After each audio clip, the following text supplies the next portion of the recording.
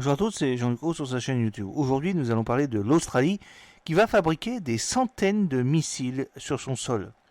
Le budget croissant de la défense australienne, en accord avec sa nouvelle doctrine, lui permet de passer commande d'une centaine de missiles auprès du Norvégien Kongsberg Gruppen. D'après l'annonce de ce jeudi, ils seront fabriqués sur le sol australien.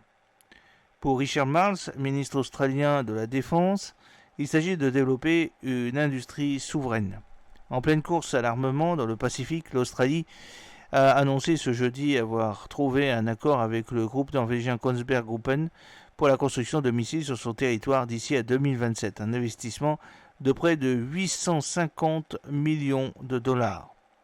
Il s'agit d'investir dans notre industrie manufacturière de pointe et de développer notre base industrielle de défense souveraine, a déclaré le ministre australien de l'industrie de défense Pat Conroy. Dans le nord de Sydney, où se trouvera la future usine, les travaux débuteront dès cette année avec l'ambition de produire 100 missiles d'ici à 2027, selon un responsable de l'AFP. Les missiles en question seront des JSM pour Joint Strike Missile, missiles d'attaque conjoint en français, des bijoux technologiques du groupe norvégien. Tirés depuis des avions de chasse F-35 américains, des missiles de croisière sont déjà dans les mains de la Norvège, du Japon, de la Finlande et des États-Unis.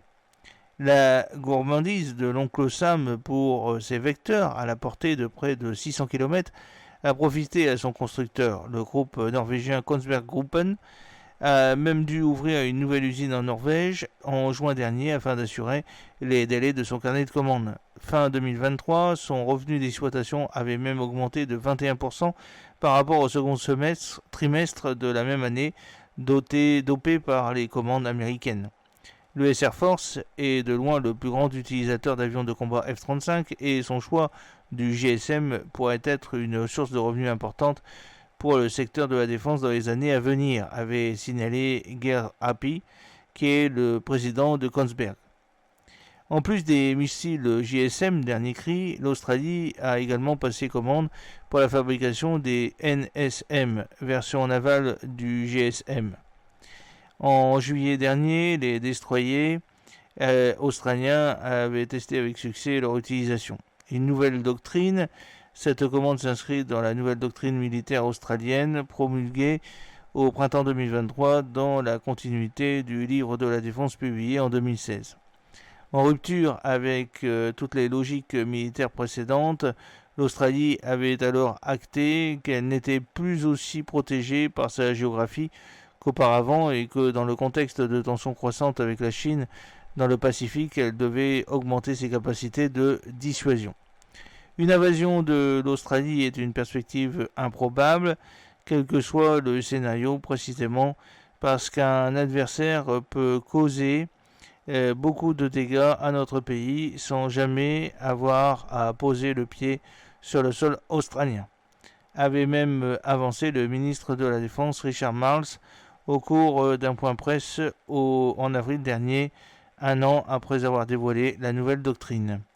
Habitué aux expéditions à l'étranger, Timor, Irak, Afghanistan, le ministre de la Défense avait alors pris la décision de concentrer la majeure partie des efforts militaires dans la région Pacifique. Le budget augmente, les alliances se multiplient. En conséquence, le budget de l'armée avait subi d'importantes évolutions. Le programme d'investissement dans la défense avait bénéficié de 330 millions de dollars australiens, 200 milliards d'euros au cours de la décennie.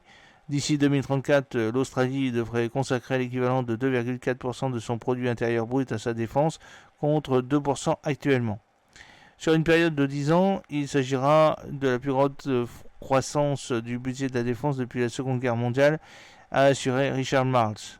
Toutefois, comme dans de plus en plus de pays, le recrutement reste un frein aux ambitions de l'armée australienne. Cette dernière ambitionne d'avoir une force de 101 000 soldats d'ici 2040, malgré un déficit actuel de 4 000 personnels.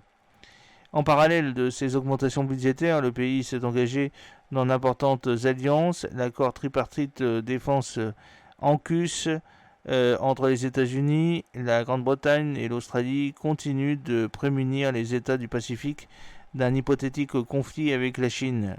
L'accord prévoit de doter l'Australie d'une flotte de sous-marins à propulsion nucléaire à partir de 2040. L'Australie est aussi membre du Quad, une alliance informelle avec les États-Unis, l'Inde et le Japon, qui comprend des rencontres diplomatiques et des exercices militaires conjoints.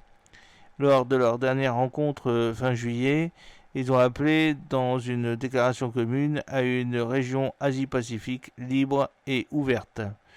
J'espère que cette petite vidéo vous a plu. N'oubliez pas de cliquer sur le pouce pour la promouvoir, de vous abonner si ce n'est pas encore fait et de partager cette vidéo sur vos réseaux sociaux.